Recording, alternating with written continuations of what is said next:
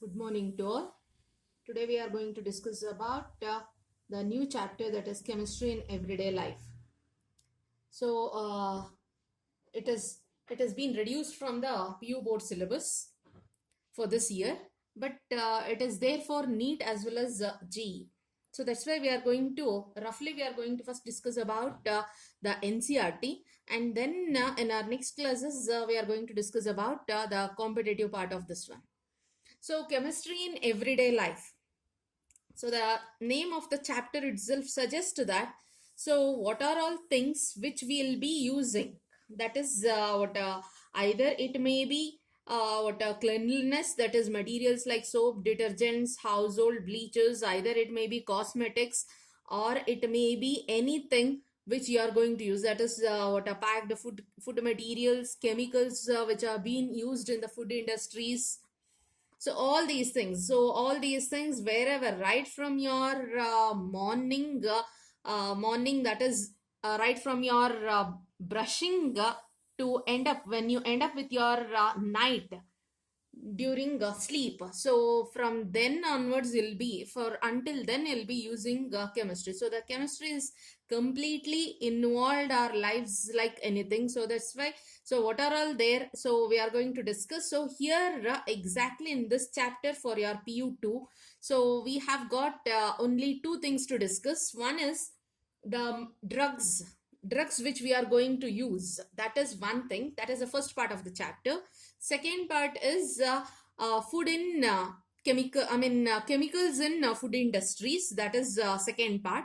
So the third part is soaps and detergents. So in three different sections we are going to study our chapter chemistry in everyday life. So as I said, first part we are going to discuss about the drugs, I said. So what is drugs and what is medicine? So we have heard about medicine. Always we'll be discussing or we'll be talking about medicines. So what are drugs and what is the difference between medicine? So drugs are the chemicals of low molecular masses. So that is about 100 to 500 atomic mass unit. These interact with the macromolecular target and produce an biological response or biological reaction. So drugs are nothing but the chemicals with a very lower molecular mass, with a very smaller amount we are going to use, and that will be creating an biological reaction within the body. Medicines are nothing but the substances which are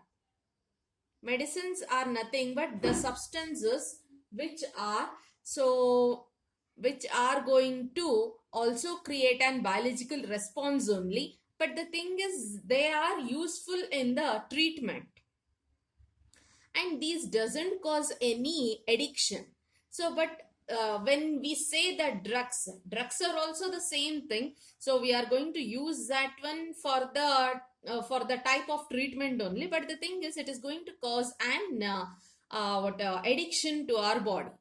So when we say that the chemicals we are using for treatment, so we name that method as chemotherapy. The chemicals used for therapeutic effect is called as chemotherapy. So I hope you understood now what is the difference between drug and medicine. So drugs are nothing but low molecular mass substances which are going to interact with macromolecular targets, that is within the body, and produce a biological response which creates an addiction in the body. Next, drugs and their classification. Now we'll discuss. So drugs have been classified under four categories. The first one is on the basis of a pharmacological effect. So based on pharmacological action, we have analgesics, antiseptics, and antihumetics and antibiotics. So it is actually antipyretics. So analgesics are nothing but, so when you say that it is a type of a drug, pharmacological effect is nothing but treatment. So based upon the treatment, so suppose if at all if you are using a particular kind, a group of drugs for a particular disease only, then you will be classifying that one based upon the name or the based upon the nature of that one. So when you say that it is analgesics, analgesics is nothing but it is being used for the pain, to reduce the pain. So which are all drugs which will be using for reducing the pain, all those drugs are called as analgesics. Likewise, so if at all if you want to kill or if you want to control the growth of microorganisms, those are called as antiseptics. So likewise, antibiotics for bacteria will be using antibiotics. So that is how we are going to classify the drugs under pharmacological action. So the next next one we'll see. So the next classification is on the basis of drug action, how the drugs will be acting. Based upon the drug action, we are going to classify that one as antihistamines, cardiovascular drugs, sedatives, hypnotics. So this is also the same thing. If at all, if you have to tell about antihistamines, antihistamines are the compounds so which will be, or the drugs which will be acting against the histamine. So histamine is a chemical, it is being produced in the body which causes inflammation, allergies in the body. So antihistamines are the one so which will be acting against those allergies which have been caused by histamines. Likewise, the remaining things also, all those things in a detail we are going to discuss once again. The third one is on the basis of chemical structure. So chemical structure is nothing but, so a compound we have, a chemical we have, we are going to use that one for our treatment. So if that chemical will be having a same kind of functional groups, then they have been classified. Whether those chemicals are used for different diseases, treatment of different diseases. But if at all, if they are having same functional group, same chemical structure, then they are being classified separately. Sulfonamide. So you can observe an classification as sulfonamide. We have an example here. Sulfonamide where SO2 group is also there. SO2 group is also there. Along with that SO2 group, NH. So sulfur, nitrogen is being bonded to sulfur here. So that is called sulfonamide. If an chemical which is being used as a drug and if it contains this functional group, then it will be categorized under sulfonamide. Likewise, we have esters, we have alcohols. So next is the fourth classification, that is on the basis of molecular targets. So when we say that molecular targets, that is nothing but, so the substances are, so all these things, the targets, whatever is there, all those are present in our body. So target as nucleic acid, target as carbohydrates, lipids and proteins. So some drug will only be meant for reacting with nucleic acid. So some drug which can interact only with the carbohydrates. So some drug which are only reacting or which are only interacting with lipids, those have been classified separately. So target is nothing but these are the biomolecules. So targets are nothing but these are the biomolecules upon which the drugs will be interacting. So if at all, if the drugs are interacting only on proteins, they have been categorized under one category. So like that, based upon the molecular targets, so the drugs have been classified. Next, we are going to discuss about drug target interaction, how these drugs will be interacting with the target. So before moving to that one, so we shall have little idea about what is this drug and target and how they will be interacting and all. So macromolecules of biological origin perform various functions in the body. So that is when you consider a protein, if at all if protein is being considered. So protein will perform the role of biological catalyst. So if the proteins are there and they can catalyze any biological reaction, they'll be called as enzymes.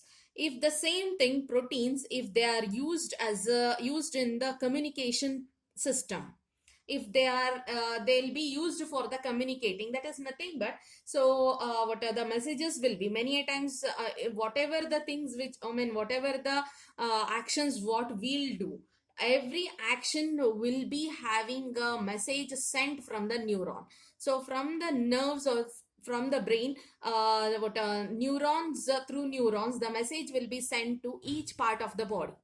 So based upon that message sent by the brain through what a neuron or nerve, body will be acting according to it. So for that, to send the messages, proteins are used. Those proteins are called as receptors. So these carrier proteins carry polar molecules. That is nothing but through chemicals the messages will be sent. So those chemicals will be will be received, will be sending the message. Those messages will be received by the cell. It will be received by the cell. So which is above the, I mean, outer part of the cell will be consisting of receptors. These will be receiving that one, and these will be acting according to it. So that is what actually happens in our body. So first thing, so that is what proteins are there. These proteins will be acting as catalyst, and the proteins which acts as a catalyst are called as enzymes. So we shall see that. So the first part we are going to discuss, that is catalytic action of enzymes. So you can observe here we have an enzyme. So that is what the protein. So it has an active site in it. It has an active site in it. So in this active site, the substrate, that is nothing but the reactant molecules. The substrate, that is what the reactant particle will be will be holded. That is nothing but, so whenever we discuss about any biological reaction, for one reaction, one particular enzyme only will be used. That is nothing but, so this enzyme cannot catalyze other reaction. It can be used for only this reaction. That is what the specific nature of that biological catalyst. So in this case, if at all, if it is being considered, so there is an active site in the enzyme. That active site is only meant for this substrate. This substrate will be holded in this active site, where during this holding there will be this substrate will be holded, and it is forming enzyme substrate complex. So the substrate will be now active. So whatever the other reactant will come, so that will react with the substrate, and after that a product is going to form. So the product is going to get it is going to be detached from the enzyme. So listen carefully. Enzyme we have, in the enzyme we have active site. So the size and the shape of the active site is similar to the size and shape of substrate. So that's why that particular substrate can be holded in this active site. So how it can hold? It can hold in different ways. I mean, through different bonds. Either it may be hydrogen bond, it may be ionic interaction, it may be it may be ion dipole interaction, or it may be simply the van der Waals force of attraction also. Through all these attractions, or any of these attractions, it will be holded in the active site. Dipole interaction also is possible. So then it will be holded in this active site. So if at all, I mean, after this holding, the reactant molecule will come, and it is going to react with the, or it is going to interact with the substrate, and the substrate and the reactant will be forming a product, and that reaction may takes place, and it is going to come out. That is in case of that is what happens, or how the enzymes will be catalyzing the reaction. Clear? So the next part is, this is one among this is one how the enzymes are acting as an drug targets. Suppose if at all, this is what the catalytic action of enzymes. Enzymes, how it will be reacting. So what enzymes, how it will be catalyzing the reaction, we have seen now. So now we are going to discuss, suppose if at all, if this reaction is happening in our body and we don't want this reaction to happen in our body, we are going to supply some drug to it to stop this reaction or inhibit this reaction. Clear? So this is the action, or this is the catalytic action of enzyme, how the enzymes will be catalyzing the reaction. But to stop this reaction, we are going to use a drug, and how this drug is going to act on in this reaction, we are going to see. So here drug enzyme interaction. So drug will be whatever the drug we are going to add to the body, that how it is going to interact with the enzyme and how the reaction will be stopped. How that a natural reaction is going to be stopped, or natural reaction is going to be inhibited. So you can observe here. So it is of two different ways. So drug inhibit the attachment of substrate on active site of enzyme in two different ways. So if at all, if substrate is going to attack,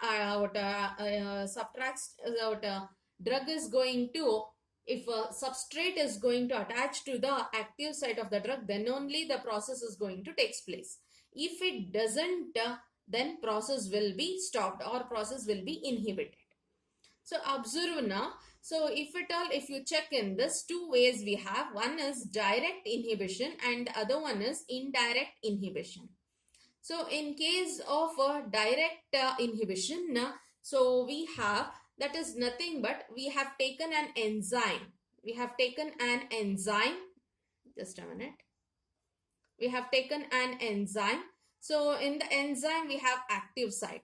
The shape and size of the active site is similar to the substrate. If the substrate is going to fit or it will be holded by the enzyme, then the process is going to take place. But now what is happening is, so the same kind of drug, so whatever the shape and size the substrate have, the same kind of drug we are going to introduce. We are going to introduce that drug to the body. Then instead of substrate, the drug will be going to attach on the or interact with the enzyme. Clear? So you can observe in this diagram. So the substrate shape, whatever the shape of the substrate is there, the same is the shape of drug also, size also same. So instead of substrate, you can observe the drug is being incorporated in that enzyme. Now, whatever the process or the reaction has to take place with substrate, it won't happen. So the drug is going to block the active site of enzyme, and by this we are going to inhibit the action, inhibit the interaction. So likewise, the next one is indirect inhibition. The second method is indirect inhibition. What we are doing is, naturally enzyme substrate is going to attack on enzyme and the reaction is going to take place. We want to stop that one because it may harm any biological process in our body. So we need to stop that reaction. So to stop that reaction, we have two ways. One is direct inhibition by providing some drug to the human body, so that the drug is going to it is going to attack, or it is going to block the block the active site of enzyme. Next one is indirect inhibition. So indirectly, how we can stop. So now whatever the drug we are going to take, it is not going to attack, or it is not going to be placed or be holded in the active site. What it does is, whatever the active whatever the drug we are going to provide, that will be added, that will be present in an, that will be added in an it will be added in an allosteric site. That is nothing but, so the site other than the other than active site. So the whatever the drug we have added, that is called inhibitor, or we also call that one as antagonist. So that is going to be added to the allosteric site. So due to the presence of that drug or inhibitor in the allosteric site, the active shape, the shape of the active site will be changed. So you can observe here. So the drug whatever we have taken, so that will be added to this allosteric site. So due to the presence of a drug in the allosteric site or inhibitor in the allosteric site, the shape of the active site is changed. So if the shape changes, then substrate cannot identify the enzyme. If the shape is same, then only the substrate will be added to here. Then only it can it can recognize that this one is the enzyme. If active site is going to change, that means that it is not going to recognize that one as an enzyme and the process doesn't take place. So this is how a drug and enzyme is going to interact. If the inhibitor and the enzyme is strongly covalently bonded, if the bond between them is very stronger, then the enzyme whatever is there, it shape of the active site of that enzyme will be permanently, it will be changed, and the substrate will be permanently blocked. The substrate couldn't able to identify that one, and based upon that it will be remaining as it is in our body, it will be discreted out.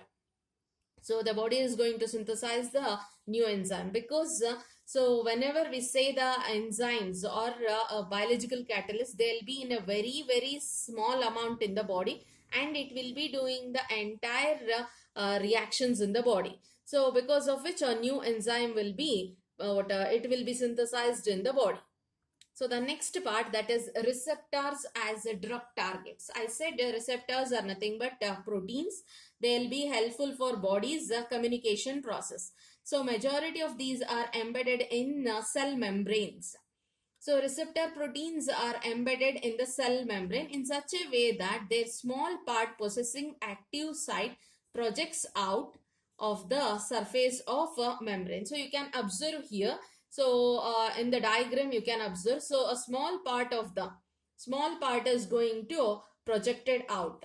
So when it is projected out, so whatever the chemical messengers are there, so when chemical messengers are going to come, so when chemical messengers will be near to the cell, then so the active site of the cell or the binding site, we call it as binding site, the binding site shape is going to change.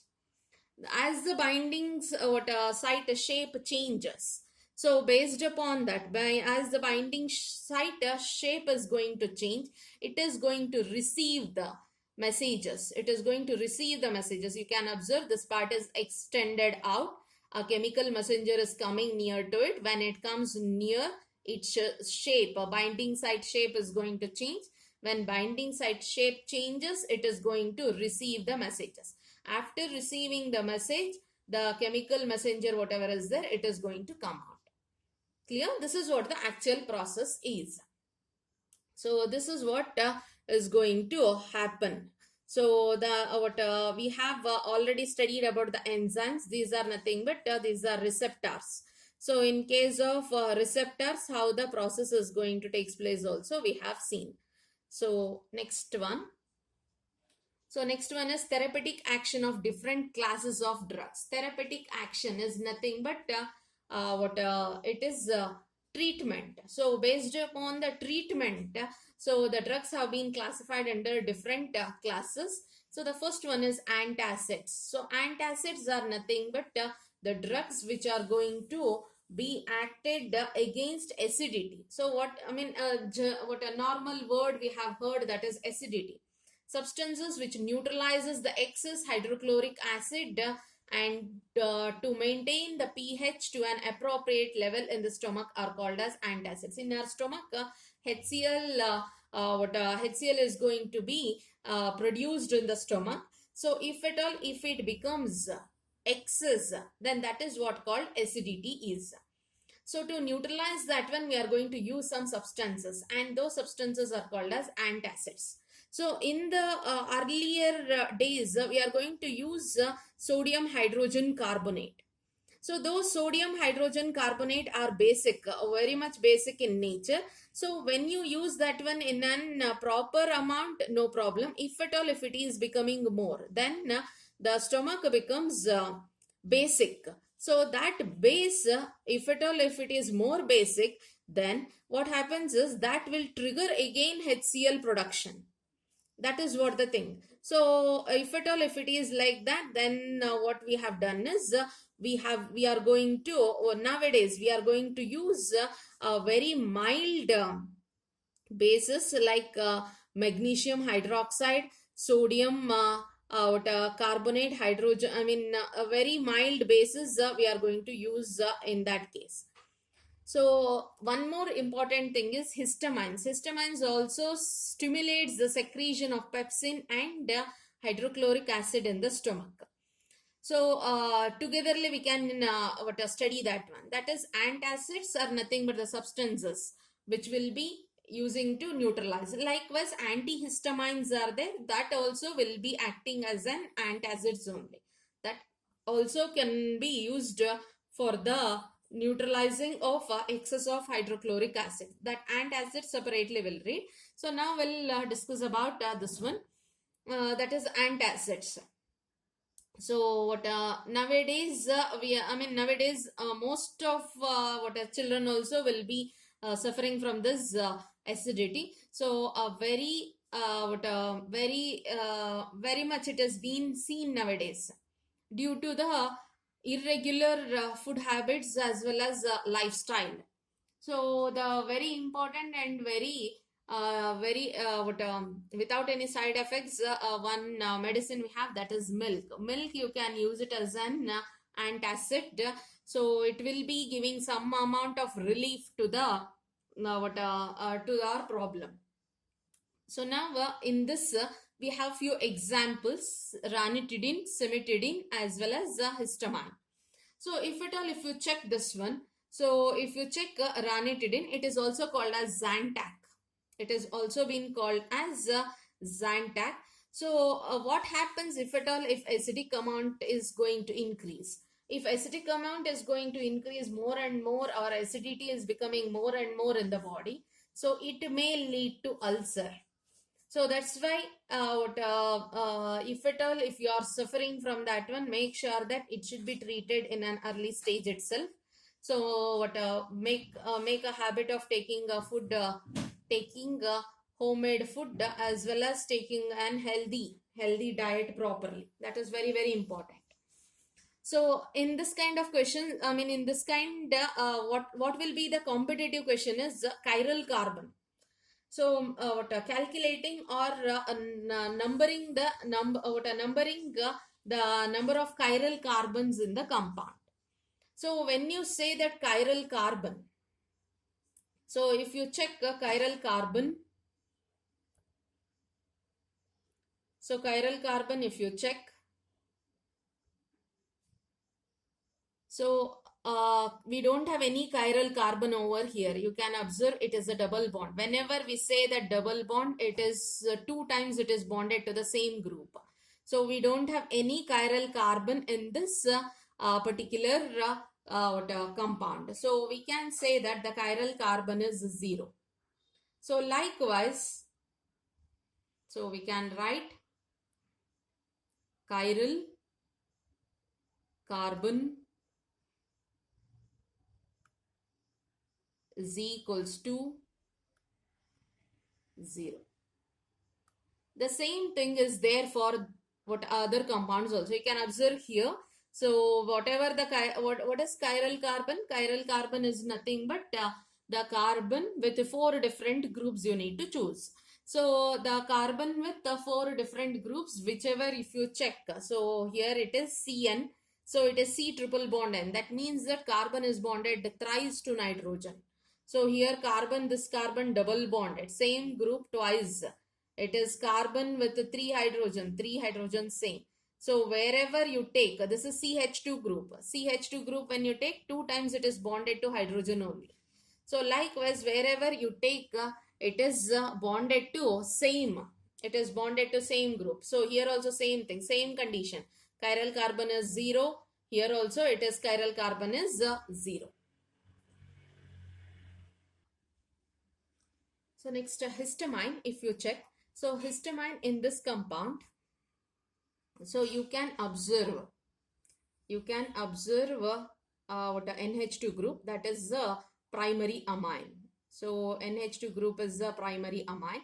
So primary amine is present. So in one of the CET they have asked, histamine, can it undergoes diazotization? Yes, it can undergo diazotization because it has primary amine in it.